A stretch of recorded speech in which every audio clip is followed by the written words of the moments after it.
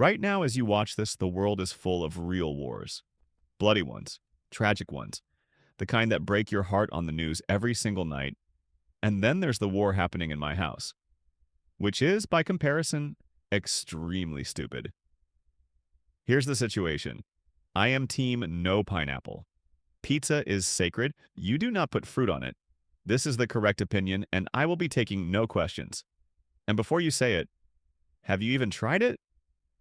Yes, I have. Okay, I've tried it, and it was actually not that bad. It was kind of fine. Doesn't matter. Pizza still has no pineapple. I have looked the evidence in the eye, and I have chosen to ignore it completely. That is my right as a man with principles. Stupid, stupid principles. My wife and kids, they put pineapple on pizza on purpose. And they look me dead in the eye while they do it. And the funny part is, this argument has no ending. It never gets resolved. Every once in a while, it flares up at dinner. We go back and forth. Nobody surrenders. And then it just settles back down.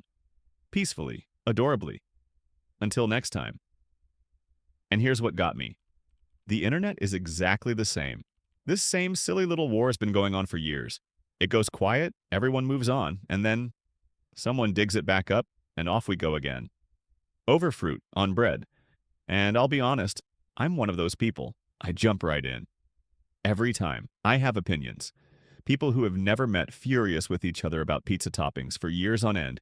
And somewhere in this ridiculous worldwide food fight, two actual presidents got involved. We'll get to them. But first, where did this thing even come from? And why does a pizza topping make the entire planet lose its mind? Surprisingly, not Italy. Italy gave us pizza. But pineapple pizza? That came from one man. His name was Sam Panopoulos. Greek by birth, living in a small town in Ontario, Canada. And before he ever ran a diner, he'd spent years cooking Chinese food, which turns out to matter a lot. Because if you grow up around Chinese cooking, sweet and savory sharing the same plate isn't strange. Pineapple with pork? Completely normal. So one day Sam looks at a plain ham pizza, looks at some pineapple sitting nearby, and, unlike every Italian before him, doesn't see a crime scene. He sees lunch. That's it. No grand culinary vision. No plan to divide humanity for decades to come. Just one guy thinking, hey, why not? So he throws the pineapple on, bakes it, and accidentally starts one of the dumbest arguments on earth. Now about that name. In the winter of 1962, fresh pineapple was basically impossible to find in Ontario, so Sam used the canned stuff instead. And the brand on that tin happened to be called Hawaiian. He needed something to write on the menu, glanced at the label, and figured that would do. And that's it. That's the whole reason it's called Hawaiian pizza. Not the islands, not Hawaiian cooking, a brand name on a can of fruit. With a backstory that confused, no wonder nobody could ever agree on it. But here's the trap. Everyone assumes this fight is about taste. It isn't, and you can prove it in about 10 seconds. Try to actually argue the flavor. My side, Team No Pineapple, says the water and sugar soak the crust and go soggy. Fair. The other side says sweet and salty is a classic combo like melon and prosciutto. Also fair. And that's the problem. On taste, it's a tie. A completely reasonable, forgettable tie. The kind of disagreement that should die in 30 seconds with a shrug. So why is it still going after 60 years? Why the memes, the rage, Well, you'll see who else got involved.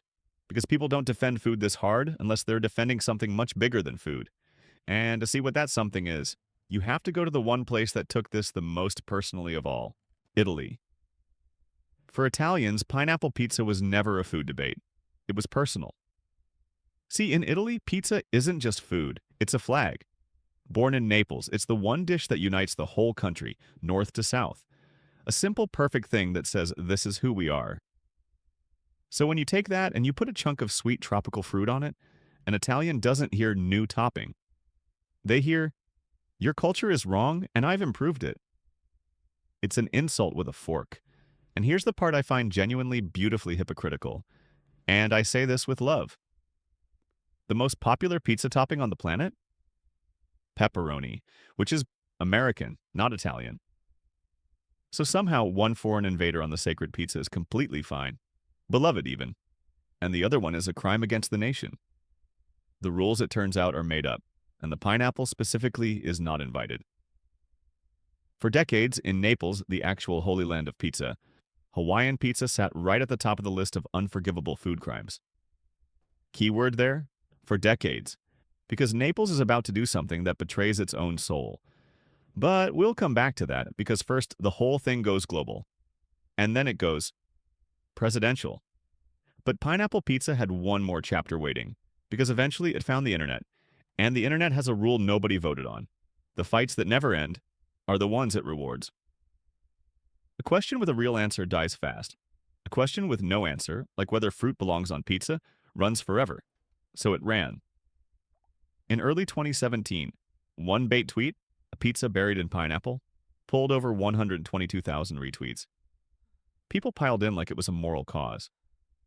One pineapple eater was actually told, "I hope you go to prison." Over lunch. The internet didn't start this argument. It just found the one fight that could never finish. And handed it a microphone. And somehow that microphone reached two world leaders. February 2017.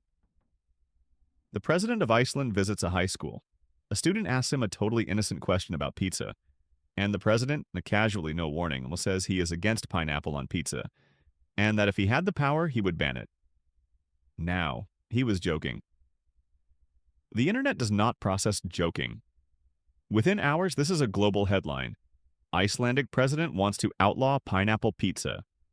And because pineapple pizza is technically a Canadian invention, this reads as an attack on Canada itself. So the Prime Minister of Canada, Justin Trudeau, actually responds. In public, on Twitter. Quote, "I have a pineapple, I have a pizza, and I stand behind this delicious Southwestern Ontario creation. Hashtag Team Pineapple." A sitting head of government declaring a hashtag allegiance in public. This is in the historical record now. Future historians are going to find this tweet and assume we were all fine. And it escalated. The president of Iceland had to release an official statement. An actual government statement. Clarifying that he does not, in fact, have the power to ban pizza toppings and that he's relieved he doesn't. A former history professor, he added that he wouldn't want to live in a country where the leader can outlaw the food he dislikes, which is a genuinely excellent point about democracy, triggered entirely by pineapple. He later admitted he went a step too far. A president apologizing for his pizza opinion. And of course, the celebrities picked teams. Gordon Ramsay, loud, furious anti-pineapple. Justin Bieber, a pro. The world's most famous chef and a pop star on opposite sides of a fruit. This tiny, stupid, wonderful argument had officially gone as far as an argument can go. It had reached the top. Or so everyone thought, because the biggest betrayal was still coming. And it came from the last place on earth anyone expected. Remember Italy? The country that treated pineapple pizza as a personal insult? The Holy Land that put it at the top of the food crimes list? In 2024, Italy broke. Not some random tourist trap. Naples. The birthplace of pizza itself.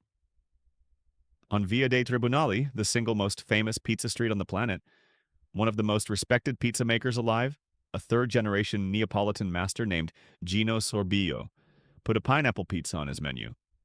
This is a monk opening a nightclub in the Vatican. The reaction was, and I'm using the actual word people used, volcanic. It was debated on national television. People called it an insult. Some demanded his restaurant be shut down. One person left a comment that in Italian pizza culture is basically a death threat. I have unfollowed you. But here's why he did it. Sorbillo said he wanted to fight food prejudice, the way people just inherit an opinion from the crowd and never actually taste the thing for themselves. And to be fair, his version wasn't the soggy delivery special. Roasted pineapple, smoked cheeses, no tomato sauce, engineered to actually respect Italian cooking. And the punchline? The twist inside the twist? It sells around 50 a day. In Naples. So after 60 years, 2 presidents, and a betrayal in Naples itself. Who won? Nobody. Because this stopped being about pizza a long time ago. It became about us. Me, my wife, my kids, the internet. All of us picking a side and refusing to move to one over a topping. The real question was never, does it taste good? It was, are you loyal to the way things have always been, or open to the weird new thing? Which brings me back to my dinner table every single week. And honestly, I hope it never ends. The arguing is the fun part. So I won't tell you who's right, that's your job. Team pineapple or team no pineapple? Comments. Now, be honest. You already know which one you are.